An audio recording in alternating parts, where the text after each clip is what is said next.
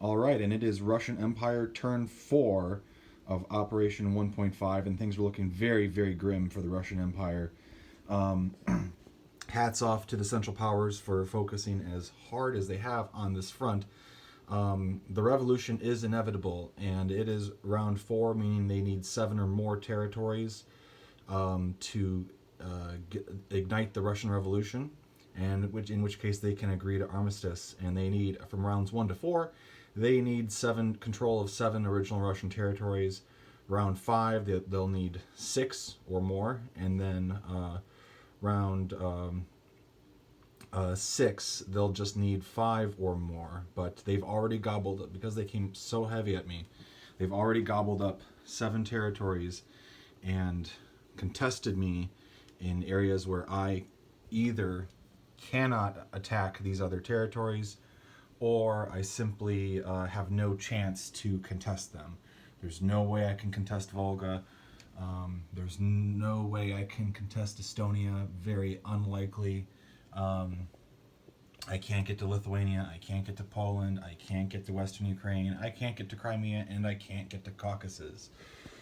So, with that in mind, the revolution is imminent, and I have to basically strategically play this in a way to entice the Central Powers to accept the armistice conditions. And because if they deny it, then they don't get another chance at it, and they have to keep fighting Russia. So I could go balls out and just try to attack as much as possible, but if after the end of the combat movement I have too few units, they may not want to accept the armistice, and they may, if I am whittled down too much, they may feel it's more enticing to go after more points than accept the armistice point. If they deny the Russian Revolution or the armistice, they don't get the revolution point, but they can theoretically get to these 3 points here if the war on this front must continue.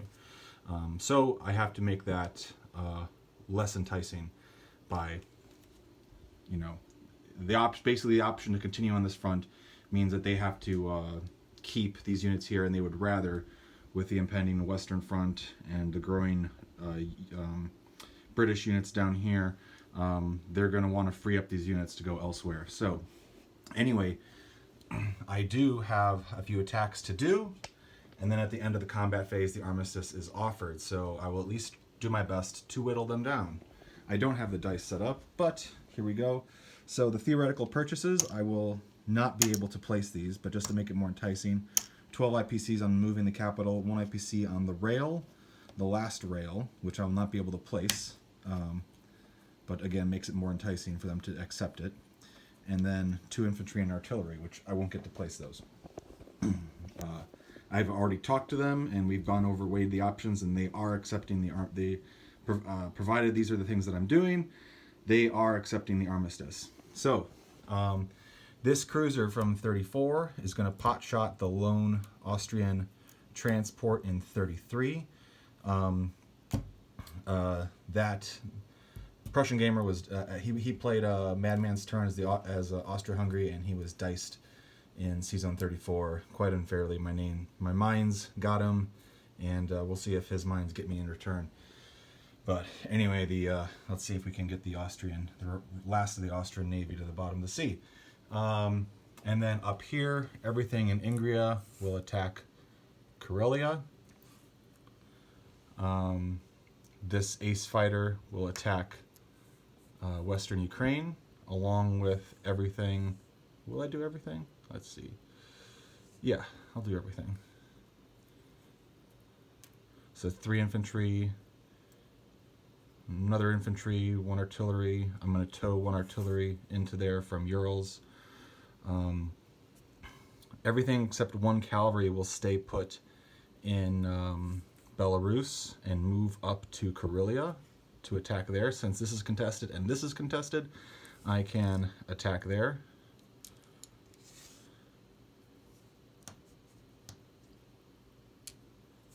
And just leave a lone cavalry to be annoying.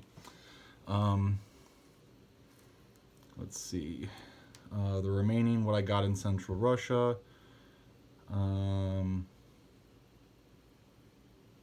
going to send 2 artillery into Western Ukraine.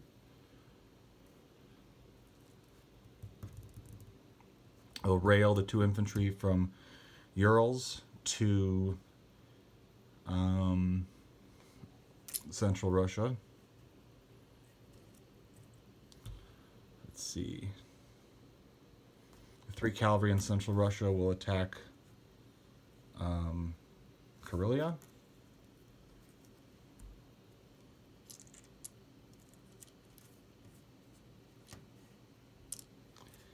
And the last artillery in Central Russia, he'll go down into... One second.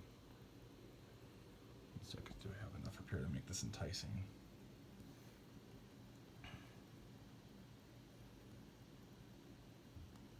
You know, I'll send one infantry that went from Central Russia to Western Ukraine will go up there, and I'll send that artillery from the last one to Western Ukraine. The 5 infantry from Serbia will step up to Urals. The dreadnought will stay put. Okay, so we got 3 battles to do. Let's see if... Get this stuff over here. Okay, let's see if the mine protects... The Ottoman mines protect the Austrian transport. Nope, they don't. It is a 3. Okay, so he is gone. And then we got this. I have overwhelming odds. I am going to roll 1, 2, 3, 4, 5. I'm going to roll 5 4s because I have air supremacy. 3. I just need 2 hits. And there you have it. 1, 2, 3. They all hit. All 5 of them hit. Okay. He returns fire with 2 German infantry. And he gets 1 hit back. Not that it matters too much.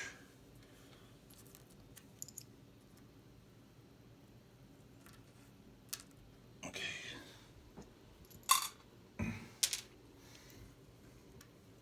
Okay. And then down here we have, let's see, we have 6 artillery rolling at, 6 artillery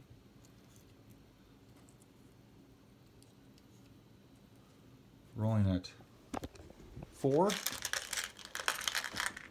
We have an ace fighter. And we have, let's see, 3 machine gunners. And let's see, 1 infantry boosted.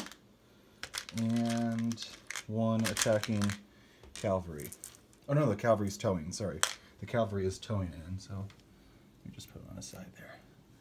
Okay, and his defense is that. Oh yeah, and I didn't ask him if he's going to dogfight. I didn't ask him if he's going to dogfight. Let's say he.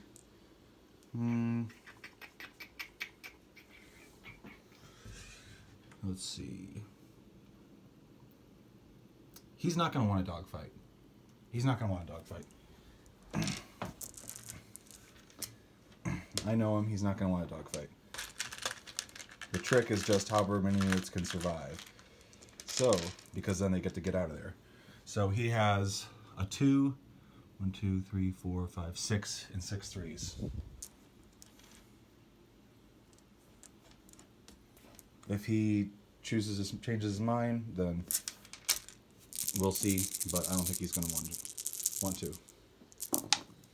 Okay, we got 1, 2, 3, 4, 5, 6, 7, 8. And that is, I think, that is exactly enough to wipe it out. 8 hits. Actually, I think he has 7. 2, 3, 4, 5, 6. Yeah, okay. Yeah, he's wiped out. So it doesn't matter. And he fights back. It doesn't really matter because he's accepting the armistice. 4 hits. 4 hits. Okay, so wiped out.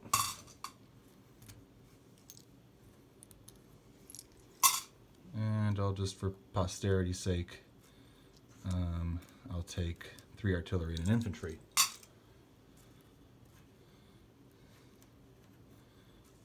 Okay. Okay. All right. All right. So at this point, the armistice is offered to the Central Powers because they have 1, 2, 3, 4, 5, 6, 7 territories. Again, there was no way I could contest Volga with the amount of fort units that I could throw there, and the same thing with Estonia. Just wasn't possible. And because this was contested and this was contested, I couldn't get to either of those territories. So that's just the way she goes. The capital will still be moved to automatically because the Russian Civil War is going to occur from Ingria to Central Russia. I do not get to place these 3 units or this rail. But, yeah. So, cannot build the rail while the Russian Civil War is ongoing, but those markers still stay put. And all these units go off the board. Just get rid of this stuff.